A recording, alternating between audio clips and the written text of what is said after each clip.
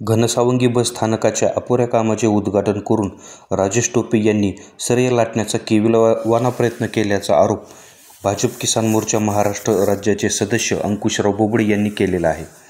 घनसावंगी बस स्थानकाचे काम पूर्ण होण्यापूर्वीच राजेश टोपे यांनी घाईगडबडीत उद्घाटन उरकून घेतले.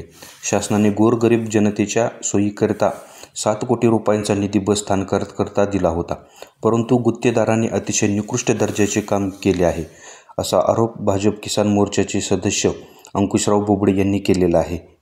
यावेळी किसान मोर्चाचे उपाध्यक्ष भास्कर पांढरे, सदाशिव यादव, अमोल काळे, संदीप काळे तसेच इतर अनेक कार्यकर्ते उपस्थित होते.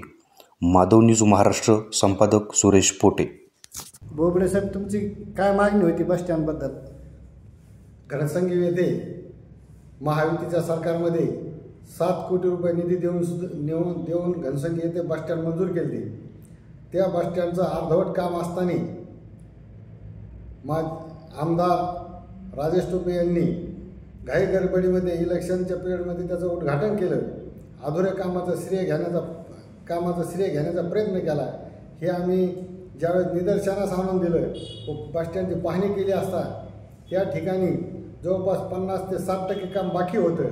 हे लाईटचं काम असन, संडास बाथरूमचं काम असन, फरशी बसवण्याचं काम असन, एसटीला वळायला जागा नाही, अशा अनेक अडचणी त्या ठिकाणी होत्या व कंट्रोल रूमसुद्धा पत्राच्या शेडमध्ये चालू आहे. त्याकरता आम्ही अधिकाऱ्याला विचारलं असता त्यांनी सांगितलं की आम्हाला कुठल्या प्रकारची माहिती नाही, त्याच्यामुळे आम्ही उद्घाटनाला उपस्थित राहिलो नाही. त्या संदर्भात आम्ही कलेक्टर ऑफिस, त्यानंतर उपविभागीय अधिकारी, सार्वजनिक बांधकाम अधिकारी यांना निवेदन दिलं व घनसावंगीच्या उपविभागीय कार्यालयामध्ये सुद्धा निवेदन दिलं, जालन्याला निवेदन दिलं. ह्या निवेदनाची दखल घेऊन सनी उपविभागीय बांधकाम अधिकारी यांनी बस स्टँडची येऊन सनी पाहणी केली व त्यांच्यासुद्धा निदर्शनात आलं हे बस स्टँडचं काम 50 ते 60% बाकी आहे. त्याकरता त्यांनी पाहणी करून त्यांनी मला पत्राद्वारे कळविलं की आम्ही यावरती योग्य ती कारवाई करू, गुत्तेदाराला काळ्या यादीत टाकू व गुत्तेदाराचं पूर्ण काम झाल्याशिवाय कुठल्या प्रकारचं बिल देणार नाही, असं मला त्यांनी पत्र दिलं.